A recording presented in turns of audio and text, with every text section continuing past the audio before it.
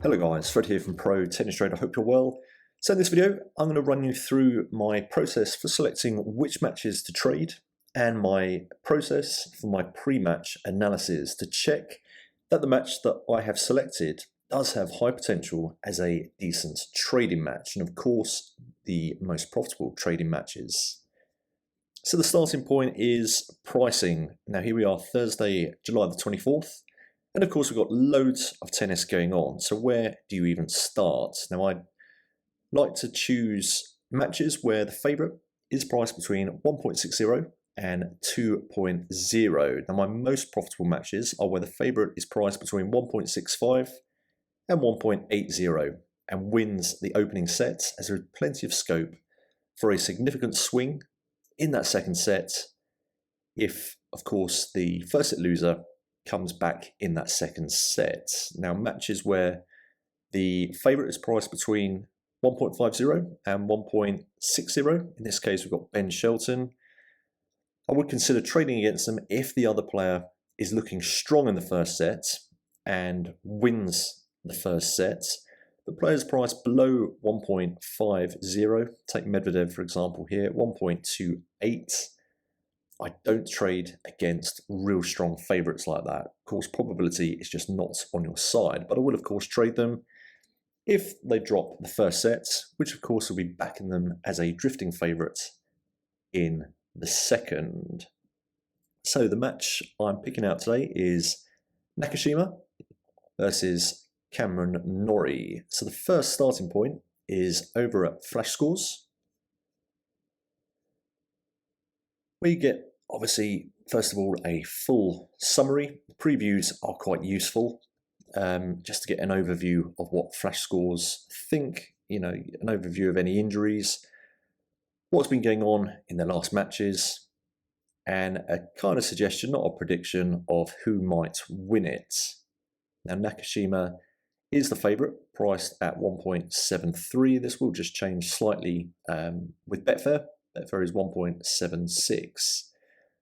So he is just the slight favourite here, but very close odds. You'll see the head-to-heads. Cameron Norrie leads 3-1. So if we go over to the head-to-heads, so he leads 3-1, but this is all surfaces. So we are on the hard court in Washington. So just change the tab to hard, and we'll see, okay, they actually had 3 matches, so Norrie leads 2-1. But the significant thing here is how long ago that was. So that was 2022 was the last match. So we can't really pay too much significance to that. Obviously take into account their rankings, quite close on the rankings, 32 versus Norrie at 41. Now the next step is go back to all surfaces, because we've just started the hard court season. You see Nakashima and Norrie. Obviously, Norrie did quite well at Wimbledon, which of course was grass. You go back to all surfaces and just get an overview of what their performances have been like over the last couple of months.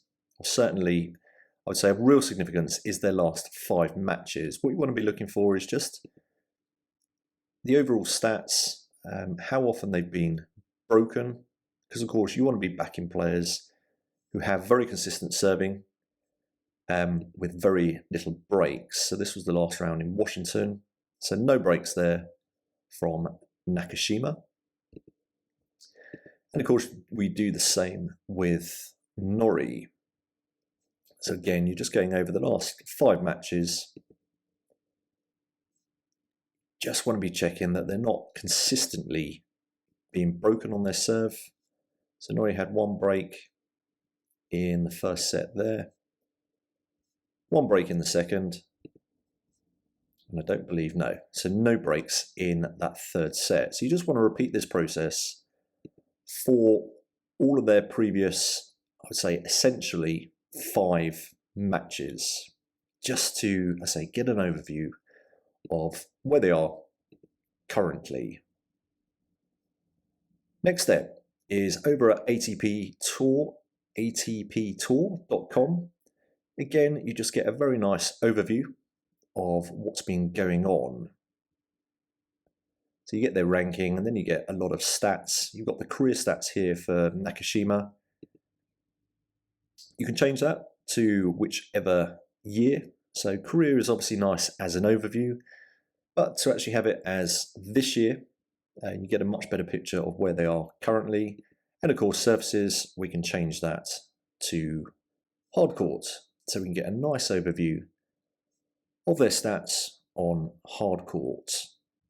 So with the surface changed to hard, we can then have a look at the most important stats. Now, ace and double faults on their own aren't that relevant because, of course, we want to look at percentages relative to how many matches they have actually played. So the important stats that I look for here are first serve percentage. Of course, you want to have players that do have a high percentage of first serves going in, but then, of course, you need to have a decent percentage of the first service points being won. If you're backing this player in the second set, you just want to have confidence in their serving. Second service points won, 54%, so these are pretty good stats on hard court. So let's just have a look at Norrie. Of course, then you just compare them to the player that they're playing. So first serve percentage, 65, first service points won, 71. So just a bit lower first service points won than Nakashima at 76. 65% versus 64% of first serves going in, pretty much on par there. And second service points won, Cameron Norrie, 50% compared to 54%. So nothing really statistically significant there. And then you want to be having a look at the breakpoints saved, because of course this shows sort of mental toughness, resilience, moral fibre, as I like to call it. You do want to have players who can actually save breakpoints and actually also convert breakpoints. But breakpoints saved is a very important stat to show that mental resilience. So 62% for Nakashima versus Norrie, 63%. So again, very much on par there. And then we've got return games won. So return games won is 24% for Cameron Norrie versus 17%. Now these are of course going to be much lower stats, but again, if you're going for a player with a higher percentage of return games won, that is a good omen for an increased chance of them actually breaking the other player. Now, I do like using the ATP Tour official site for these stats, but another good site is Tennis Abstract. It basically gives all of the same data, plus a bit more and a few forecasts as well. I do like Tennis Abstract for just a quick overview, again, comparing their career results versus their sort of current form this year.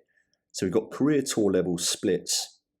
This is Cameron Norrie, hard court, 55.4% win rate on the hard court, and you just compare this to what's been going on the last 52 weeks, basically looking for any disparity there.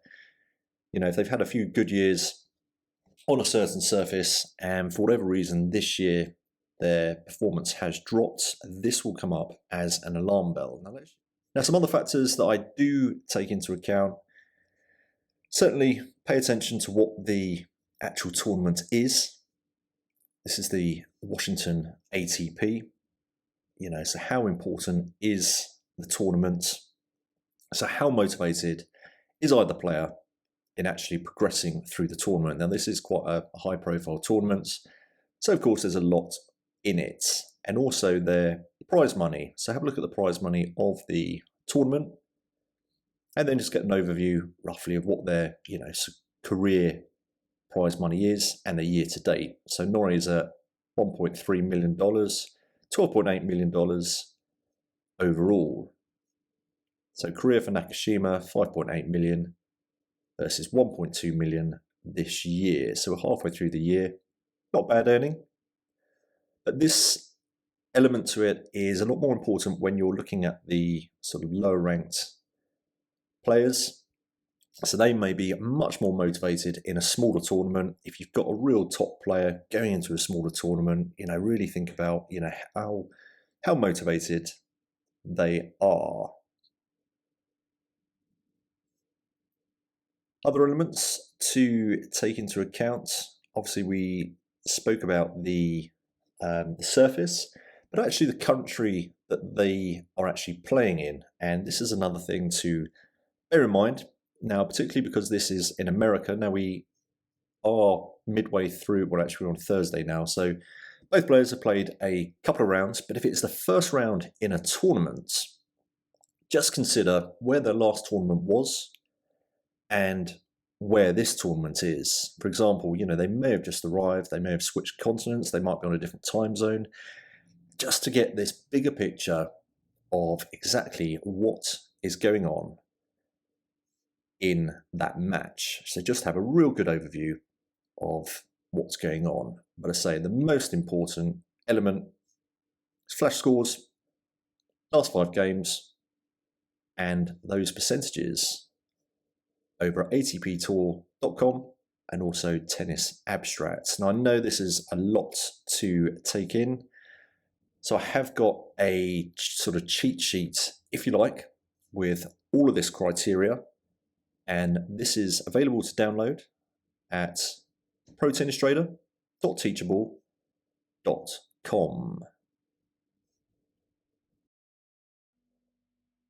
Now, if you would like to begin your journey into tennis trading, you can of course do at protennistrader.teachable.com, where I offer the full package to get you up and running as a professional tennis trader. You can start off with my free video course, a free introduction into tennis trading. If you would like to join the complete one, that provides absolutely everything you need and also includes a month of platinum traders.